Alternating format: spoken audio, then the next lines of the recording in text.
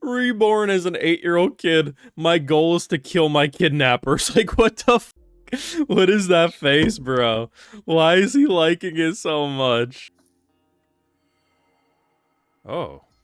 He hit his weapon in his ear? Like, honestly, I would have put that ring on my dick. I would have made sure they didn't check my cock ring for any, weapons, you know? And the best part, too, is bro's so short, he naturally is just, like, dodging blades half the time because they can't swing because they're trying to swing for an adult. Yo, is it gonna come back down and strike? Oh! It located who had the dagger, and he killed him from a distance! That's insane! He's gonna really respect his favorite son after this. Damn, to say that in front of your dad, in front of everyone, that's a big dick move for some 10-year-old.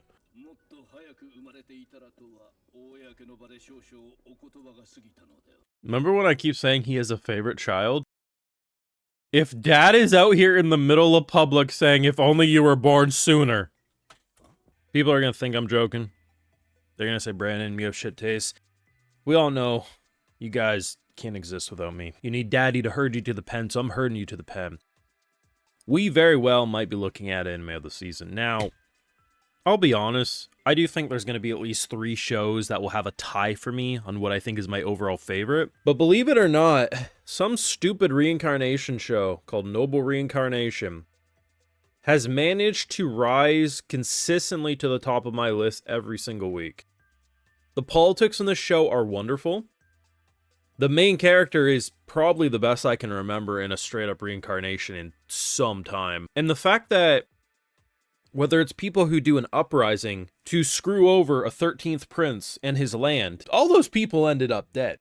But the fact that the main character isn't like, we need to go above and beyond, we follow the law and order, the law's there for a reason. Just because they tainted my name as the 13th prince doesn't mean we have to drag him by 4 different horses and watch him rip. No, we follow the law, hangings, beheadings, whatever it may be. And the man has built such loyalty over a month of watching the show now, that even a maid who's given a fat stack of gold, which normally a maid working for some rich lord takes that fat stack of gold to knock out a prince and goes and retire to some tropical island. Instead, feels such loyalty that she's like, I would never betray you. At face value, this is one of those shows that people won't believe is as good as I say, or maybe you will say. They'll say there's no way. Despite having some 8-year-old looking child, zero sus. Despite looking like 15 other shows at face value that I've seen, zero actual similarities. It is a damn shame this isn't a 2-core. And whether or not this stays as my overall favorite this season, I can safely say it is my current favorite show of the season. Shoot me. Of course, got this far in the video, you know what to do. Drop a like, share your support, subscribe if you're new around to Patrons where you can catch my full live reactions to all this greatness and more. It also does help fund the channel and videos just like these. My favorite part of this entire show, though, is actually the king dynamic, his father. Bro straight up told the royal palace, oh, if only you were born earlier, son. Basically saying, I wish you were the crown prince. This man has favoritism, and to be honest, I don't even know if the crown prince would be upset by that statement. Bro has now been given the title of Wise Prince. He got 2 rewards in this episode, and honestly, the rewards are super interesting. His first reward was a crest, so, you know, you get these crests, and if you have a sword on your crest, if you haven't been officially given that, you'll get killed. It's executed. You get excommunicated real quick. It's that much of a don't fucking forge a crest, but if you have it, it's a sign of status. Like, people will know you're the big boss. He not only got that, he also got a title called the Wise Prince. And this is something that is going to go severely overlooked. He may not be the crown prince. He may not be next for the throne. But once you get to a couple dozen or a dozen children, people are going to stop caring that you're royalty after a certain amount of effort. Like, oh, you're the son or daughter of the king.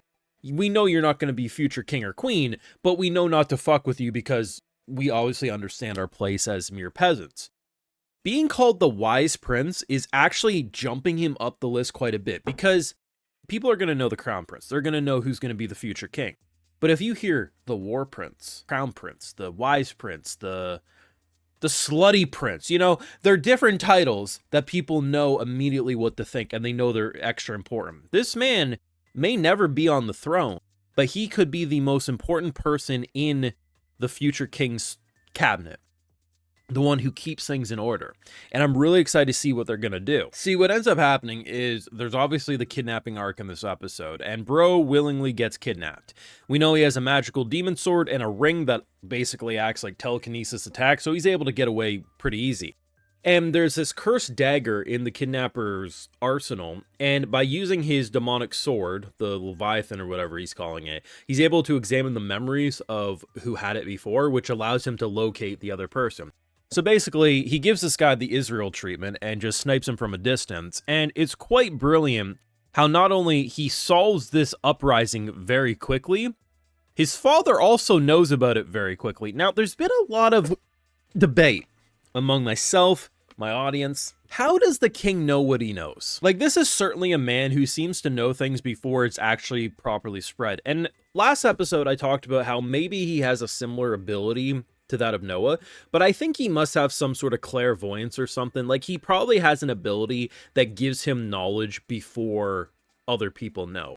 Could it be a case of like father, like son? Maybe, but it's not a case of we have to worry the king's sus. The king's fucking awesome. And to be honest, the opening makes it seem like he'll be around longer than I was initially expecting, because Noah does look significantly older in the opening and the king's still there. So I think we should see this for a little bit.